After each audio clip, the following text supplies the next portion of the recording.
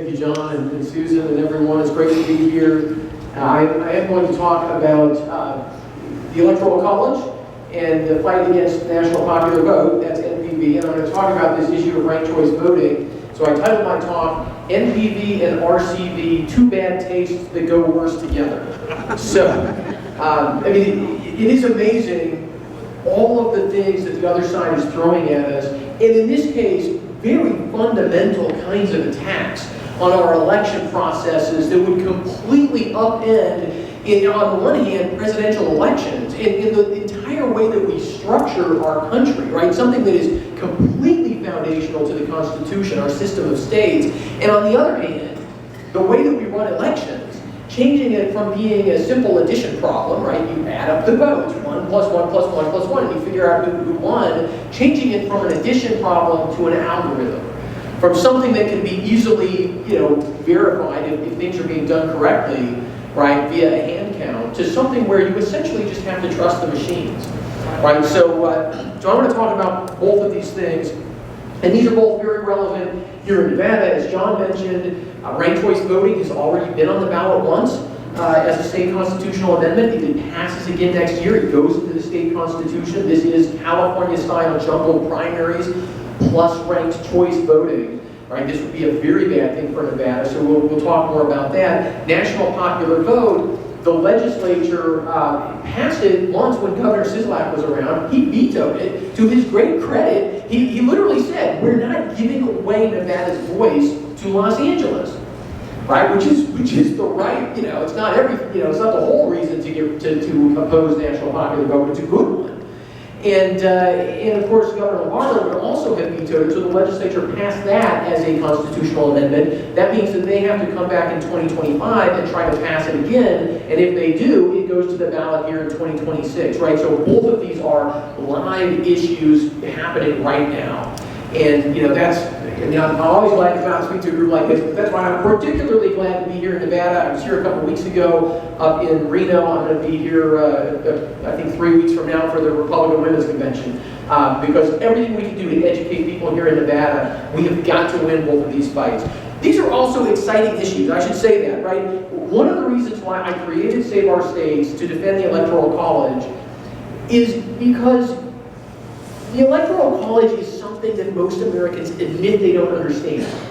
Now, when people don't understand something, they tend to be against it, but they also tend to be just interested in it, right? And if you can explain to them how this works, you can win them over fairly easily, right? If the only reason somebody's against something is because they don't understand how it works, right? Then we just have a kind of, in the world of politics, a relatively simple job of educating in order to bring people over to our side. And I found that with the Electoral College as I've engaged with state legislators and activists and college students and high school students, right? When people understand the Electoral College, they start to understand why it matters. And they start to be on our side. And I love to do that, right? I like to educate, I like to persuade, right? I like politics to be about addition, right? About bringing people in. And if we can do that by explaining something so fundamental as the system of states that's in our Constitution, then we're not really just winning on the Electoral College. We're winning on a whole bunch of other things, right? We're helping to convince people that the whole system of checks and balances and separation of powers that's in the Constitution might just make sense.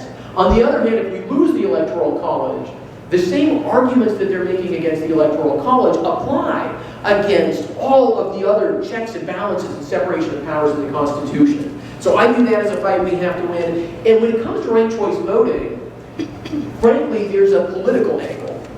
And I'm speaking as a representative of a nonprofit here, so I've got to be nonpartisan. But I can observe, right, the political dynamics of this fight. And the political dynamics of the fight against ranked choice voting are this. You have a bunch of people I would characterize as pointy-headed, white, progressive elitists who are pushing ranked choice voting. Right now, those are a lot of the same folks pushing all kinds of crazy other ideas, right? All the things that fall within the scope of wokeness, right? Now, if you go out and you talk to friends on the Democratic side, right, who are traditional Democrats, blue-collar Democrats, right, Democrats who go to church, they're not down with all that. They don't like that agenda. And when it comes to ranked choice voting, we've seen this play out in community after community, and you're seeing this play out a little bit in Nevada. Not all of the left is on board. The far left is on board, right? The elitists are on board. The sort of, college professoriate crowd, they're all on board because they look at ranked choice voting and they say, yeah, it's super complicated, but we're going to write the computer code. We can figure all this out. And if it disenfranchises other voters, that's their problem. And I was having this conversation at a conference where we had a booth, and somebody there who was pro-ranked choice voting said, well, people can't figure it out, they shouldn't be voting anyway. Okay. I just told him, I said, I'm not going to try to convince you of anything other than to go out and just tell as many people that as you can, right? If that's your position, you just shout it from the rooftops, and I'll admit I'm fine with that. No, this is a great wedge issue. This is a great wedge issue. We have seen, and Donald Trump did a great job with this in 2016, and this continued in 2020. We've seen a lot of traditional Democratic voters shifting over in considering voting Republican or actually changing their party allegiance and becoming Republicans because of some of these crazy things in the Democrats' agenda. And this is another issue. I mean, there are NAACP chapters that are against ranked choice voting. The Washington, D.C. Democratic Party is against ranked choice voting, right? Groups that represent traditional Democratic constituencies or working class Democrats, not these elitist, college professor types, tend to be on our side with this. It's a great political opportunity. Okay, so let's talk a little bit about what makes these two issues similar, just in terms of where they come from. Both of these are ranked choice voting, national popular vote, totally funded by the left. And it's all the usual suspects. You've got George Soros and his web of organizations, and then you also have these other left-wing billionaires who you might not have heard of. People like Catherine Gell, who was a Mayor Daley appointee, kind of aficionado in Chicago. Then she was an Obama appointee. She sold her family's company for multiple billions of dollars and is now spending millions and millions of dollars in states around the country, including putting a lot of money here in Nevada to push ranked choice voting. John Arnold, who made his money at Enron, and he got out like months before Enron went under. And he has plowed tons of money into ranked choice voting. He's also one of the big donors for Planned Parenthood. On the national popular vote front, again, it's George Soros. It's also his son Jonathan Soros. It's also a guy who's sort of a wannabe Soros named John Koza, who's out of the San Francisco Bay Area. He made his money inventing the scratch-off lottery ticket, and he spent a lot of that money funding Nancy Pelosi's campaign and Nancy Pelosi's PAC. But he's also he's the guy who actually runs the national popular vote campaign. So all of this comes from the left. But what I've seen working against both of these campaigns is they are very smart about hiring what I call renter Republicans, right? They go out, they find some lobbyists, some former elected officials who used to be Republicans who are able to go out and say, well, I'm a Republican and I think we should do these crazy things, right? They take legislators on lavish junkets. The ranked choice voting people, I just happened to be at a meeting in Florida, and one of my colleagues saw some other people who were on his flight from DC going to Miami, and they were going to a ranked choice voting junket. They were flying all of these, sort of supposedly conservative political consultants down to Miami to, give them lots of drinks and try to convince them that this is a good idea. The national popular vote people flew dozens of folks from Michigan out to Hawaii a couple years ago. It is amazing how much money the left is investing in this, and they're really smart, right? They get most of the votes on the left for free. They spend most of their money trying to kind of confuse Republicans about whether these aren't such bad ideas after all. Okay, so let's talk about national popular vote, the Electoral College, and then we'll talk about ranked choice voting. And I'm going to try to make sure I leave plenty of time for questions, because these are complicated topics, right? In a certain sense. Although I was meeting with some journalists yesterday for lunch, and one of them kept kind of hectoring me. Well, the Electoral College is, you say ranked choice voting is too complicated, but the Electoral College is really complicated. Right away, I said, look, the Electoral College is just a two-step democratic process, right? Like that. I think this is the important thing to reiterate for people, right? We vote in our states. It's a direct democratic election, right? Presidential electors vote for president, right? It's not actually, obviously there's all kinds of things we can describe about how that process works, but it's not fundamentally that complicated. It's less complicated than the parliamentary systems that are used in most of the major quote-unquote democracies around the world, and our electoral college is more directly democratic, more representative of the people than those parliamentary systems. So don't ever let anybody tell you, I hear this all the time, right? We're the only country in the world that has a system like this. No, I mean, we're the only country that has a system exactly like this, right? Germany has a version of electoral college. India has a version of electoral college. All these parliamentary systems are doing a similar thing, right? In the last 2 national elections in Canada, the Liberal Party, that everybody says, oh, the Liberal Party won. The Liberal Party did not get the most votes, but they did win the most parliamentary seats. Therefore, they won. Right? Therefore, they elected the Prime Minister in Canada, right? That happens in parliamentary systems all around the world with far more often than it's happened here in our country, right? We've had, they say, 5 elections, really probably 3 elections where the person who received the most popular votes nationwide, who had the most sort of popular support nationwide, didn't win the Electoral College. There were good reasons for those, and I'll talk about that in just a minute. But our electoral college is not that unusual. It's a 2-step democratic process. Canada does that, Japan does that, Israel does that, Britain does that, Germany does that, India does that, Australia does that. The country that doesn't do that, well, I mean, if you set aside like, national popular vote countries like Russia and Iran and Mexico that are not, known for their political sophistication or honesty, right? The big country that has a national popular vote is France. And in recent French elections, the first election that Emmanuel Macron won, he got, in the first round of their election, he got 23%. Marine Le Pen got 21%. They went to the final election having together received 44% of the vote. 56% of French voters wanted somebody else, right? They had to choose one or the other. They chose Macron. 600,000 French voters cast blank ballots as a protest against how undemocratic their directly democratic system is, right? So all these people who say, oh, we should just have a directly democratic system, everything would just be fine and everybody would be happy. That's not how it works out in France, and the other places that do it are sort of basket cases. So why do we have electoral college?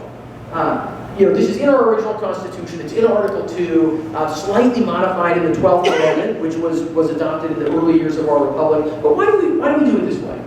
When the founders gathered at Independence Hall in Philadelphia, 1787, the rough draft of the Constitution was called the Virginia Plan, and the Virginia Plan called for a parliamentary system. Not that surprising. That's what people did in other places around the world at that time, a little bit, right? Parliamentary system. So Congress would have elected the president. That was in the Virginia Plan, and everybody sort of looked at that. You go back and read the notes.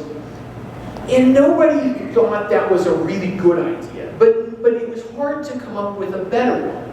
And the reason they didn't like that idea was they wanted the separation of powers that allows you to have checks and balances, right? They wanted that separation between the judiciary and the legislative and the executive. And if the legislative chooses the executive, you don't have that separation of powers, right? This is why in parliamentary systems, we see a lot of parliamentary systems, the left is able to ratchet those systems towards socialism much more quickly because they have fewer checks and balances, which, maybe is why the left wants to do away with all these checks and balances and push us more toward a parliamentary system here. So the founders, they didn't like this idea of a parliamentary system, but they weren't sure what else to do. And James Wilson, a delegate from Pennsylvania, says, well, what if we had a system where the states chose delegates and the delegates chose the president? And one of the other delegates says, yeah, okay, like that sounds kind of smart, but nobody's ever done that before. You go think about that and bring that back to us. And it's funny because they have all these debates then about parliamentary system or direct election. They considered a direct election. They talked about that. Some of the folks from the big states thought that was a pretty good idea. Even James Madison from Virginia for a while said, well, direct election, not such a bad idea. And the folks from the smaller states said, hold on a minute, Jimmy, right? Virginia may be a big state. Virginia might have quite a say in a direct election for president. But we in Delaware, right? We in Georgia, we in Rhode Island, we know what would happen, right? We'd be left out. You guys could run roughshod over us, right? Virginia and New York would have all the power, especially if those two states agreed, right? They could really control who became the executive. So the small states said, we're not doing that. And all the delegates said, oh, we just don't like this parliamentary system. We don't like the lack of checks and balances. And James Wilson comes back right near the end of the Constitutional Convention and says, hey guys, here's this idea. What if we sort of had this other Congress, right? The states choose delegates. Each state gets the same number of delegates and the same number of presidential electors as they have in Congress. So the same number, their House members plus their 2 senators. So we just keep all that, right? We hashed all this out in the heat of the summer, the Connecticut Compromise. We got this balance of power between the states that we already figured out for Congress. Let's just use that again. We'll use that over here. Every state will choose their own presidential electors. We'll let the legislatures in the states figure out how to choose them, right? This is federalism. This is pushing that power down into the states. The states will figure it out. And so they'll choose all these people. And these people, these delegates from the states, they'll cast the votes for president. So it's almost like you sort of have that parliamentary system, except you kind of pop this other body up. They cast the votes for president, then they go away, never to be heard from again. They said, we're going to make sure this doesn't look anything like a parliamentary system. We're going to make it illegal for anyone to serve as a presidential elector if they're also a federal official.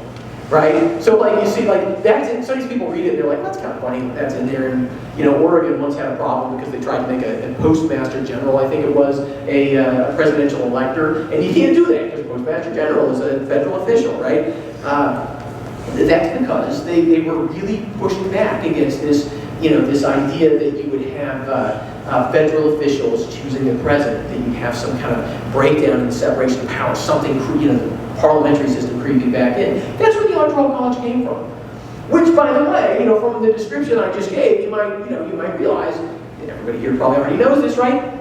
It's not about slavery. It's not about race. It's not about elitism, right? It's not about any of the things that the left says any part of the Constitution they don't like is about, right? I mean, that's what, you talk to folks on the left, if it's something they like certain parts of the First Amendment, that's not about slavery. But if it's any of the Constitution they don't like, it's about slavery, right? That's kind of their, that's their way to avoid real arguments about constitutional law and history. So that's why we have the Electoral College. But what does it actually do in practice? One of the things that I think is really interesting about looking at the Electoral College is that it works better than the founders thought it would work. It really does. They thought that you would get a lot of deadlocks. Because they thought that you would have, Virginia would choose their presidential electors to vote for, Jefferson, and New York would choose their presidential electors to vote for Hamilton, and Pennsylvania would choose their electors to vote for Wilson, and you'd have all these states that were kind of going for somebody from their state. That means that you wouldn't have the majority. The Constitution says you either have a majority or it goes to the House. And so a lot of them thought that the House of Representatives would wind up choosing presidents with some regularity. Instead, it happened in 1800 and it happened in 1824, and it's never happened since. Because our politics sort of organized itself around the Electoral College. The political parties built themselves in such a way that they were not state, individual little state political parties, but national political parties. But the Electoral College created this incentive that was just overpowering for our politics to be national rather than regional, right? And so, that's one of the reasons why our politics became national, right? The Democratic Party is everywhere. I live in the reddest state in the country, Oklahoma, and the Democratic Party is there. They run people in most of the elections. They win some elections. They win some state elections. They, kind of looked for a while like they were going to give our governor a run for his money in the last election cycle, right? You can go up to what used to be the most Republican state in the country, Vermont, now one of the most liberal states in the country, right? But the Republicans are up there in Vermont. They have elected governors in Vermont. We actually have a very national politics, which is very healthy. When you look at countries that fall apart, and you look at even when our country fell apart, right? It's when your politics become regional, right? That is what tears countries apart. And the Electoral College creates incentives for that not to happen. And it also contains, so at the same time it makes our politics more national, it contains election problems in individual states. We never need a nationwide recount because we have the Electoral College. HR 1 and S1 seem so radical Because we have the Electoral College, right? A lot of observers in other countries were like, wait a second, like, you guys are having a debate over whether the national government should control all your elections? Like, everybody does that, right? You go to a lot of other countries and oh, I apologize. My phone is silenced except for my kids. That's what my kids call me.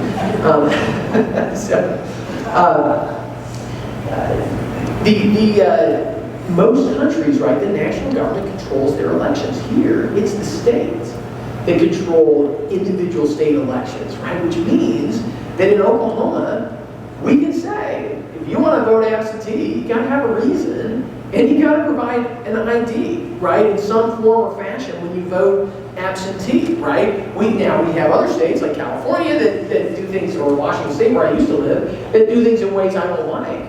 But what's great about federalism is, over time, right, we can see, is it great to have a system where, it's sort of a trust and don't verify version of elections, or is it better if we have a system of elections that's actually secure and transparent, right? I think that over time we're going to win that argument. So the Electoral College does these things. If you look back, I mentioned the other side claims there are 5 elections that went wrong. The first of those is 1824. Not every state held a popular vote in 1824 because state legislatures can't just choose presidential electors, and a lot of states used to do that. Although by 1824 it was just a few, and after 1836 there was only 2 cases where legislatures chose electors directly. It's always been a vote since then. But the other was 1876 when it was election fraud. Frankly, there was Democrat fraud, stuffing ballot boxes, and then Republican fraud trying to sort of cancel it out. It's sort of like, you're going to do your fraud, we're going to do our fraud, and how we count these votes. It was a very interesting election to look at, 1876. The reality there is, nobody knows who got the most popular votes in 1876. Like, I've done some research on this, and the way the numbers are recorded, it looks like the Democrat won the most popular votes and the Republican won the Electoral College, but nobody really can say. And people who say, sort of endorse the Democrat arguments are sort of implicitly arguing that we should turn a blind eye to the kind of racist vote suppression that was going on in 1876. So, otherwise, the 3 elections where a candidate has received the most popular votes but not won the Electoral College are 1888, 2000, and 2016. And the same thing was going on in every one of those elections. The Democratic Party had become regional, and the Republican Party was relatively more national, which is what the Electoral College is supposed to do, right? 2016 wasn't a misfire election. 2016 was an election where the Electoral College did exactly what it was supposed to do. And if you talk to honest Democrats who are sort of in the know at the national level, they'll say, look, Hillary Clinton ran a terrible campaign. She was listening to the media told her she couldn't lose, right? And so she just decided, like, she'd rather hang out with her rich buddies in California rather than hang out with ordinary Americans in the Rust Belt, and she lost the Rust Belt, right? She deserved to lose the Rust Belt. She deserved to lose the election, in my opinion, right? And the same thing in 2000 when Al Gore lost his home state of Tennessee, lost West Virginia for the Democrats, which had been voting Democrat for decades at that point, right? I mean, Al Gore did not hold on to the Bill Clinton coalition. It was basically a bunch of big cities that thought Al Gore was great, and some of the big coastal states, and the rest of the country didn't like it, right? And in 1888, the Democrat coalition was basically, they got 84% of the vote in South Carolina, they got over 70% of the vote in several other states in the Deep South. They had huge support in the Deep South, and frankly, if you were a Republican, sometimes they wouldn't let you vote, or if you tried to vote, they'd kill you, right? So, not the most democratic system you can imagine, and in that election, even with all that, right, they got those popular votes, because they were winning, in some counties in the South, they just got all the votes. But the Republicans won the North, won the new Western states, won the swing states in the middle. That's how the Electoral College is supposed to work. And frankly, that election in 1888, I have a whole talk that I sort of give to my Democrat friends, that election forced the Democratic Party to moderate, right? It forced the Democratic Party to sort of say to the Ku Klux Klan, like, you guys go do your thing over here, but we can't hang out with you because we need Catholic votes in Philadelphia and in Boston and in New York, right? We can't get these Catholic, Irish, and German immigrants to support the Democrats in these northern states. We're not going to win national elections, right? So you claim guys like go whatever, but we actually need to broaden our base and broaden our support. Again, that's a really good thing for a democratic system. So national popular vote comes along and says, we don't like what happened in 2000. This was born out of sour grapes from the 2000 election. And we have discovered sort of one easy trick to nullify the Electoral College, something nobody had ever really noticed before. And I give them credit for this, right? Like they looked at the Constitution in a serious and creative way. Remember, state legislatures decide how to choose states' presidential electors. Well, what they said was, what if we get state legislatures to say, we'll just ignore how the people of our own state vote? Right? What if the Nevada legislature said, we don't care how people in Nevada vote. We'll choose our state's presidential electors based on the nationwide vote. Now, if one state does that, it's not likely to swing the election one way or the other. But if you get enough states to do it that they control 270 electoral votes, that controls the election.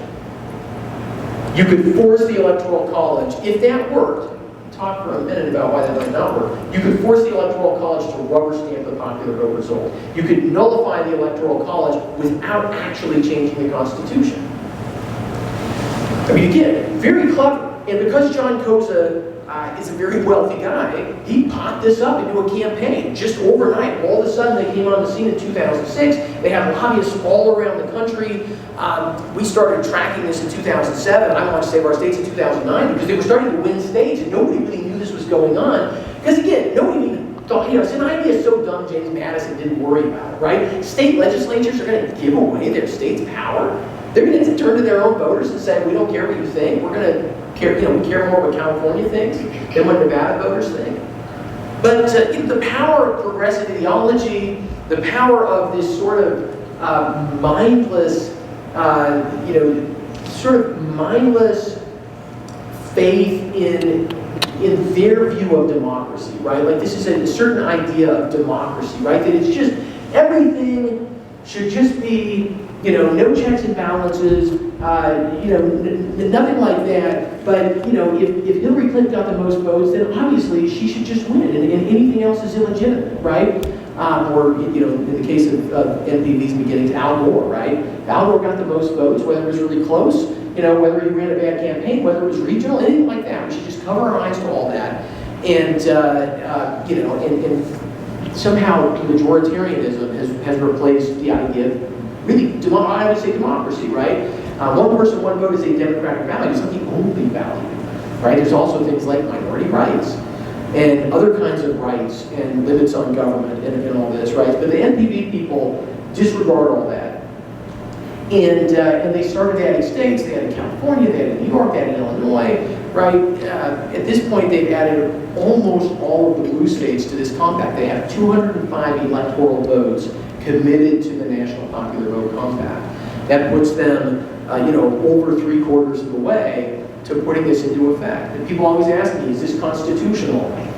Nobody really knows. There's nothing in the Constitution that explicitly says you can't do it, but everybody knows that doing this unwinds a lot of the purposes for the Electoral College, right? It eliminates this balance among the states, right? It eliminates the fact that states are really, in charge of their own elections, creates all kinds of other technical problems we can get into in Q&A if you're interested. But nobody knows what the courts will do with this. That's the short answer. If it went into effect, right, or if it even gets close to going into effect, my biggest concern is that you've got a lot of folks in DC who would love to jump in and say, well, if you're worried about this and you're worried this isn't going to work, well, why don't we just have a constitutional amendment and get rid of the Electoral College and replace it with something else that smuggles in a lot of what was in H.R. 1 and S1. And there are folks out there pushing the National Popular Vote Compact that actually admit that, right? And, and there have been some folks of this sort of political consultant class, even on the Republican side, who sometimes buy into this, I think because they think it would just make it sort of easier to fight these elections out with big money on television, rather than actually having to go engage in grassroots campaigning in individual states. But that's national popular vote. Now let's talk about ranked choice voting. I'll try to do this quickly, and then we'll ranked choice voting. How many folks here feel like you're like fairly familiar with this? I'm just, whether you are or not is fine. But okay, so maybe like half. Actually, I sense like a quarter of people who are like, yeah, and another quarter of people who are like, maybe. Ranked choice voting. The reason why nobody had heard of this up until a few years ago is not because this is a new idea. I discovered this when I started looking into it. I'm a history guy, and so I was curious, where did this come from? And I thought they surely cooked this up in a lab at MIT, 30 years ago or something. No, this is an idea developed by politicians in London in 1850s. It came to the U.S. in around 1870. There was a guy named Ware, W-A-R-E, who turned it into what we call ranked choice voting. We're talking about it right now. The British version was a little bit different. And this was called the Ware system of elections. And when you kind of trace the path of all this, they pushed it, the progressive movement was pushing this in U.S. cities back in the 19-teens and 20s. There were a number of U.S. cities, large and small, that adopted it. And they all got rid of it, right? They all adopted it, used it for an election cycle or a few election cycles, and then said, this is a mess, we don't want to do this, right? So the reason nobody's heard of ranked choice voting is not just a new idea, it's because it's an idea that's so old and was discredited so long ago that none of us have ever heard of it, right? I just found that all fascinating. But they're back, they're pushing this, and the reason is, at least for some of the advocates on the other side, because they see it as a way to move us toward a parliamentary system. The big group that pushes ranked choice voting is a group called Fair Vote. I've done battle with them for years because they also push the National Popular Vote Compact, but their big overarching purpose is to try to shift the United States into a more European-style, multi-party parliamentary model. Right? I mean, they say it on their website. They're not trying to, they're not trying to hide anything at Fair Vote, which frankly I kind of appreciate. They're like honest people with terrible ideas, and they see ranked choice voting as a way to get there. Now, other folks have attached themselves to this for other reasons. In Maine, it was the Democrats who were frustrated because they were having a hard time holding the Democratic Party coalition together. And when you pass ranked choice voting, you turn splinter candidates into potential get-out-the-vote campaigns for your side, right? This is how they flipped a congressional seat from Republican to Democrat in Maine, right? This is how they flipped the governor's office in Maine from Republican to Democrat, right? Because now, if you're some, crazy socialist independent candidate in Maine, the Democrats just tell people, well, fine, if you want to vote for the crazy socialist, just vote for the Democrat in second place. They get all those votes, and then they win the election, right?